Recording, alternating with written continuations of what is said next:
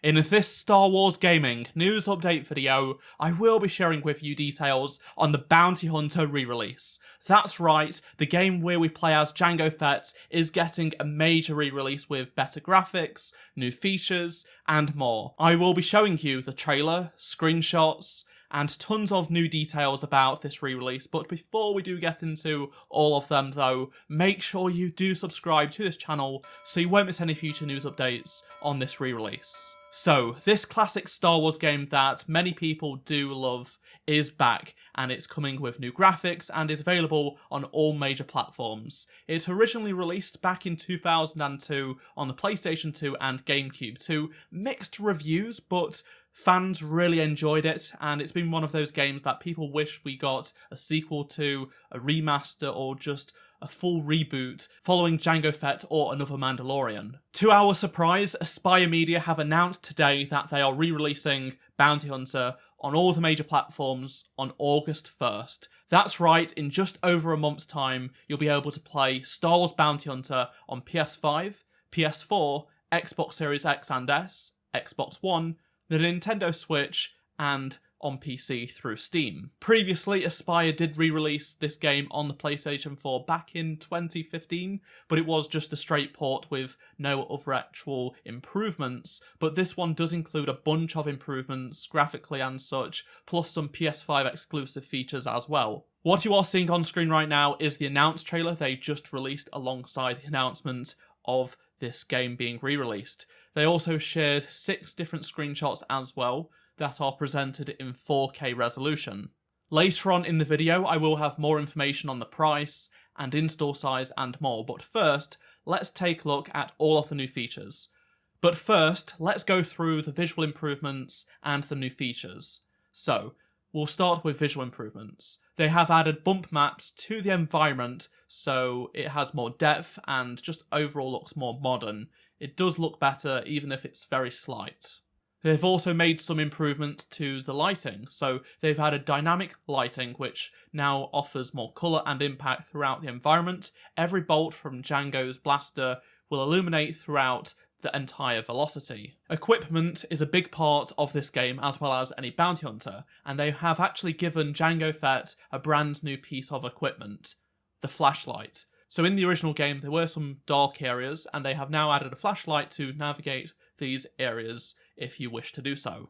Now, in the original Bounty Hunter game, there was a low-resolution texture with a message written in Aurebesh that said, "Cash in all bounties to play as Boba."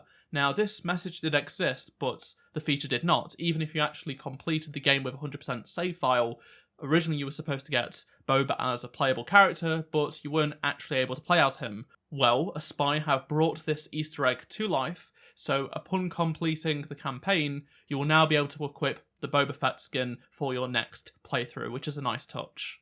We actually have a screenshot of it right here for you to take a look at. This is what it looks like in-game. There are also some PS5 exclusive features because of the DualSense controller. It's making use of all of the various aspects of that DualSense controller. So they have integrated the adaptive triggers, so each weapon in Jango's arsenal will have a unique rhythmic feel. Jango's in-game radio communication will play through the DualSense's speaker for a new immersive experience, but I know a lot of people don't like this in games, but still it is present with this game. A fun feature that we've seen in other games is the light bar is now the health bar, so it will display your health, whatever happens in the game, on the light for the controller.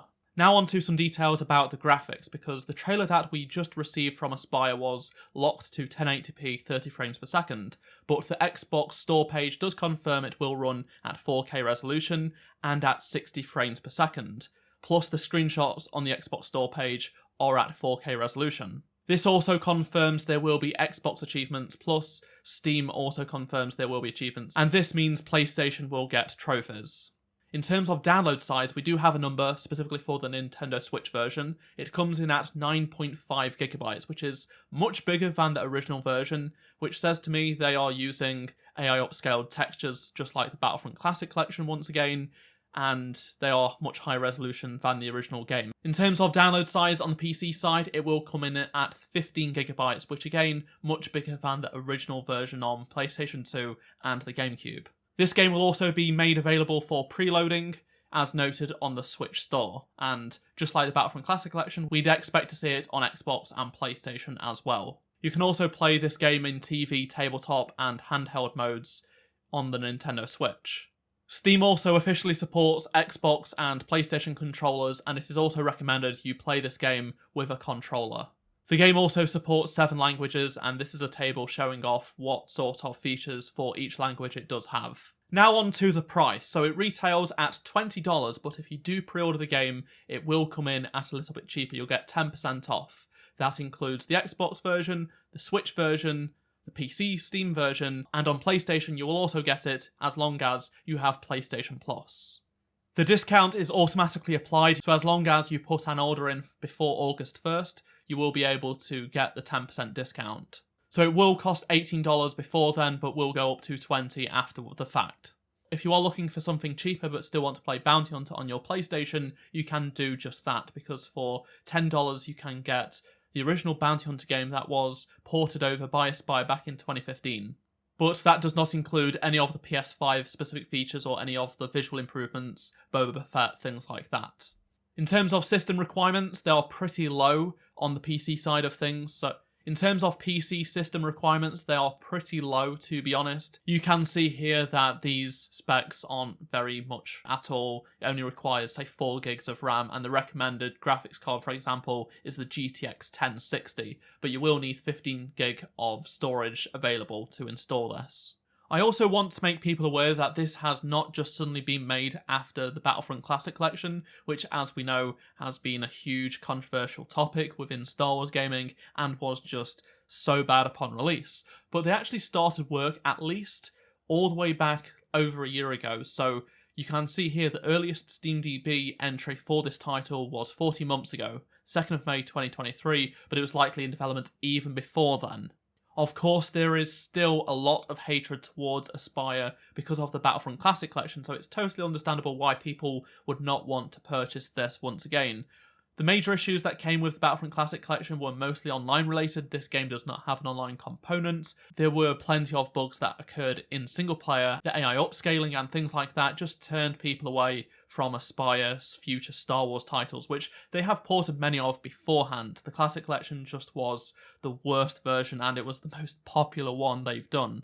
This is still a game I very much would love to play at better graphics, on PC, checking it all out. Who knows, maybe we could get mods in future months ahead of us. We just don't know. Probably the biggest issue people have with this game are the controls. The camera movement is just not very good. It's very janky. So I really do hope that Aspyr have improved this for this re-release.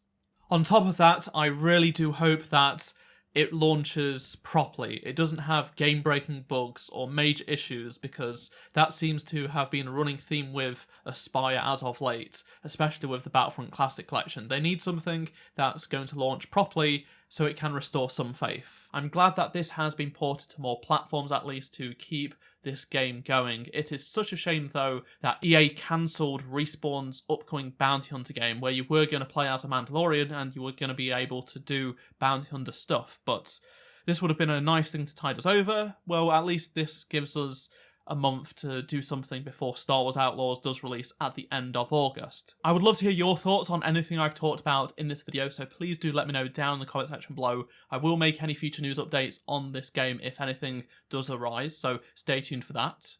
Also, people may not be aware that the Battlefront Classic Collection has received several updates post-launch to help improve it. It was just a few days ago that we got a brand new update for the Classic Collection from Aspyr, which fixed a bunch of things, so be sure to check that out after you've watched this video. If you enjoyed this video, please do drop a like to help support the channel, subscribe so you don't miss any future news updates on this re-release, and if you did miss any of my previous videos, click on the playlist on screen right now, and I shall see you in my next video. Goodbye.